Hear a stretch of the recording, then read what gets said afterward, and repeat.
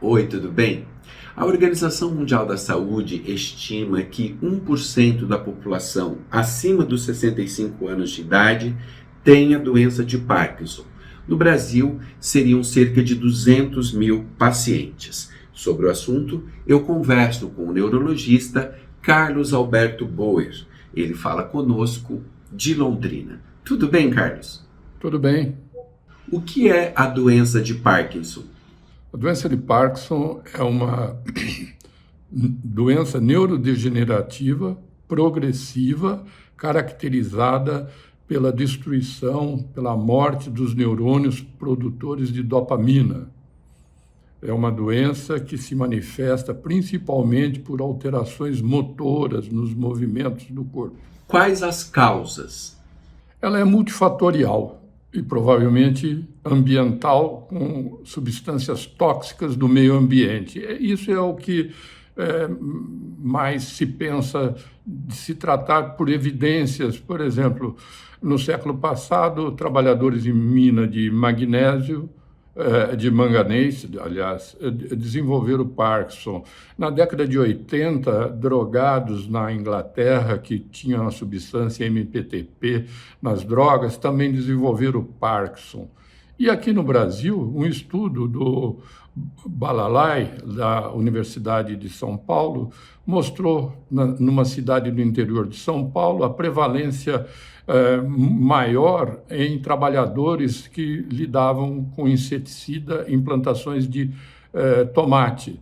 E isso ficou, assim, são evidências que mostram que provavelmente a doença de Parkinson esteja relacionada a substâncias tóxicas ambientais. É bem provável que seja isso, mas não existe um fator único que possa determinar. E agora também tem, em um pequeno grupo de pacientes de Parkinson, fatores genéticos. Isso daí atinge de 5% a 15%, talvez, dos pacientes de Parkinson, que possa ter mutações genéticas que desenvolvem o Parkinson. Mutação do gene da alfa-sinucleína, mutação do gene do Parkin, pode desenvolver Parkinson, mas é um Parkinson atípico, é um Parkinson precoce, que tem umas manifestações um pouco diferentes. Qual que é a prevalência entre homens e mulheres? É ligeiramente maior nos homens, em torno de 1,5%. Os estudos têm demonstrado a prevalência maior no sexo masculino. E essa questão de gênero, Carlos, ela influencia de alguma forma na manifestação da doença? Não, a manifestação é semelhante, tanto no homem como na mulher, é a mesma, são os mesmos sintomas. Existem, então, casos de Parkinson precoce. As doenças se manifestam antes dos 45 anos de idade. Não é uma frequência alta, é uma prevalência pequena nesse grupo, mas 10% dos pacientes com Parkinson pode ter essa forma precoce da doença. Esses pacientes, eles geralmente têm menos tremor e mais acinesia, a característica clínica desses pacientes. E como que é feito o diagnóstico? Ao avaliar o paciente, você vai encontrar 3 sinais mais importantes para fazer o diagnóstico, que é o tremor, é um tremor de repouso. Esse tremor, quando o indivíduo adota uma postura, movimenta, esse tremor diminui. Quando ele está relaxado, esse tremor se manifesta. É um tremor que lembra um balançar, um chacoalho, não é um tremor fino, é um tremor que no repouso fica balançando a mão.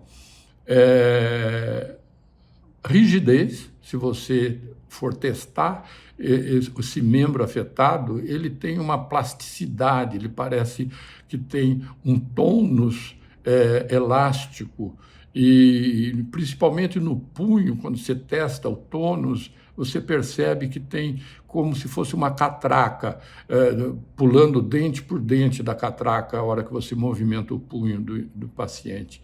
E tem a bradicinesia, não é? O paciente fica lento, com uma fáscias em máscara, você não sabe se ele está triste ou está alegre, porque ele não tem uma expressão, não é? Ele fica com a face descongelada. E muito importante, mas muito importante mesmo, é que a doença de Parkinson ela tem início unilateral. Se tiver início bilateral, não é doença de Parkinson. Então, são sinais assim marcantes. E claro que com a evolução vão surgir várias outras alterações, né? Alteração na voz, na postura, o indivíduo pode ter uma postura com uma cifose, ou ele pode a coluna pender para um lado, chama síndrome da Pisa, lembra aquela torre de Pisa, né? E mais adiante tem alterações cognitivas, né?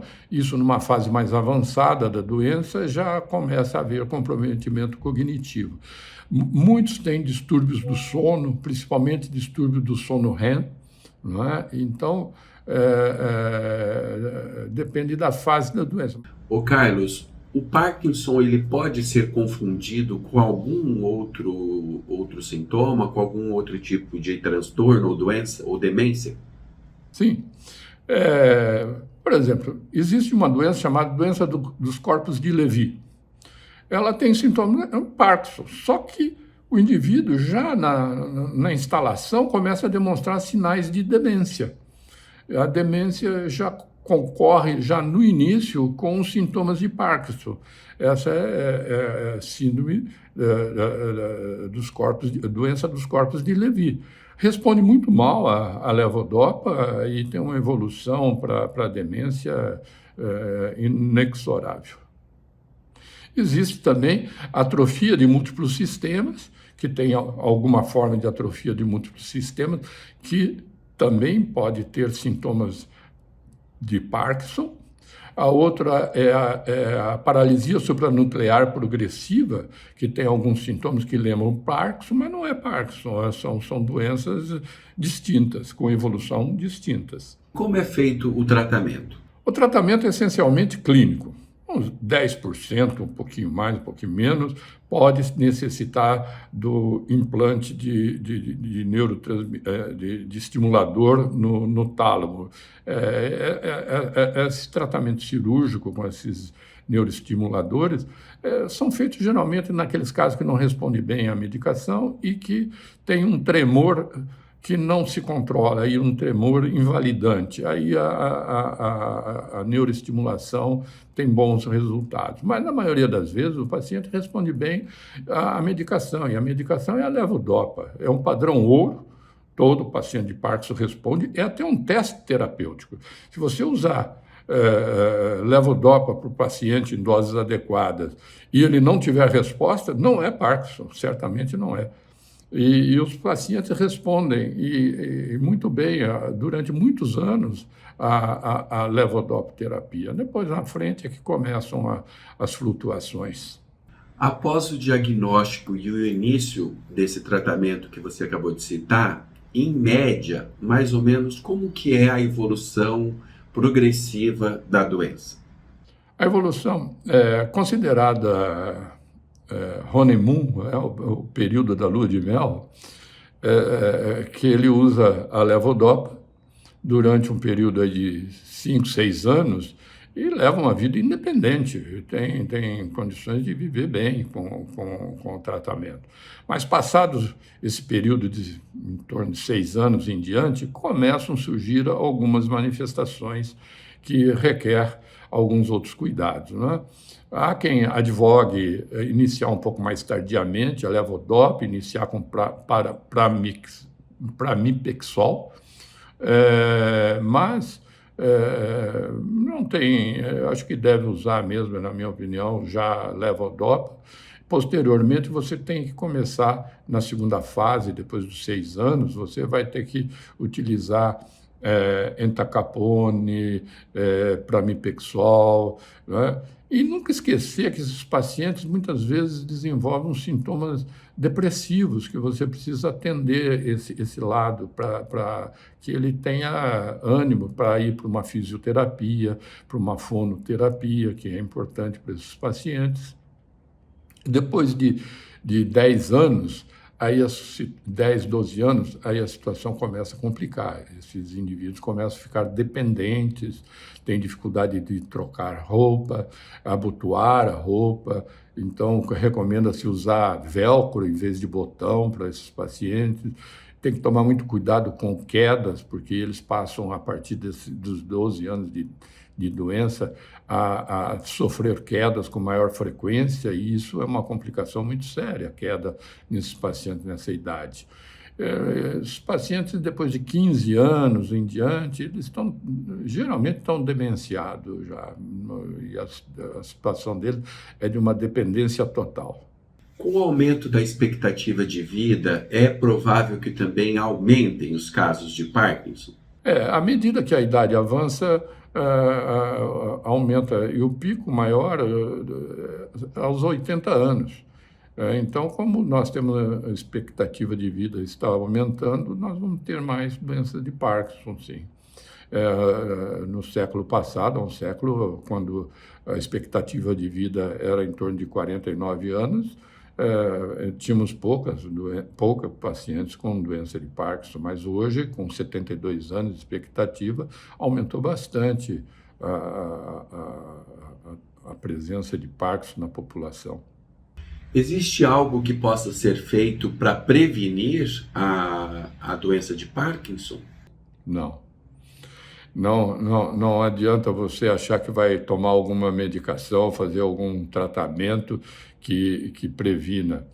A teoria, é uma teoria que ainda não resta algumas dúvidas, é que a alfa-sinucleína, que é uma proteína que se deposita no neurônio, ela é produzida no intestino e que ela migra para o cérebro, e isso é que vai causar a destruição da substância negra cerebral, que é onde produz a dopamina. Então, recomenda-se dietas e alimentos que possam melhorar a flora intestinal para diminuir a produção de alfa-sinucleína, mas isso tudo ainda é especulação, não tem nada certo, não. Considerando, então, o envelhecimento da população, que políticas públicas poderiam ser adotadas para mitigar um pouco essa questão do problema da doença de Parkinson? Porque esses medicamentos são conseguidos todos na rede pública, não é? Então, isso é muito importante. A levodopa tem na rede pública, o entacapone tem na rede pública, o pramipexol tem que são as principais drogas que se usam na doença de Parkinson, você encontra na rede pública. O que precisa melhorar seria o atendimento de fisioterapia, né, de rede pública, de fonoterapia, né? A assistência social tem que dar atenção, e esse lado ainda está um pouco devendo a rede pública, mas com relação ao fornecimento de medicamentos, é satisfatório, bem satisfatório. Como dar suporte para a família ou para a rede de apoio para acolher e conviver bem com o paciente que possua o Parkinson? É importante que a família, o cuidador, conheça a doença, saiba quais são as principais dificuldades do paciente com doença de Parkinson, para poder ajudá-lo, para poder contribuir com uma melhora da qualidade de vida. Esses pacientes têm dificuldade da locomoção, não é? Então vão precisar geralmente de apoio, não pode sair sem apoio. E o familiar, conhecendo a doença, sabendo que ele tem obstipação intestinal, que tem que ter uma alimentação mais laxante, que ele precisa fazer fisioterapia, que ele tem que ser encaminhado para fisioterapia sempre, que tem que ter fonoterapia, eles tem que dar esse apoio ao paciente com Parkinson. E a família tem que conhecer realmente como evolui, como vão ser os problemas futuros. Alguns pacientes, quando entram na fase de demência, têm muita alucinação, têm muito delírio, eles precisam tomar alguns medicamentos que suprimam esses delírios que eles apresentam, porque eles gritam, eles ficam agitados também, então é importante entender. Às vezes tem que tirar medicamento de Parkinson que contribui para o delírio. Por exemplo, o pramipexol é um remédio que aumenta muito o delírio noturno nesses pacientes, e às vezes quando eles começam a fazer isso, você tem que tirar a droga. Então a família tem que entender isso, tem que estar atenta a esses fatos. Carlos, obrigado pela entrevista. Ora, estou à disposição, espero que tenha ajudado, contribuído com alguma coisa. Muito obrigado pelo convite, estou à disposição. Obrigado pela atenção, até mais.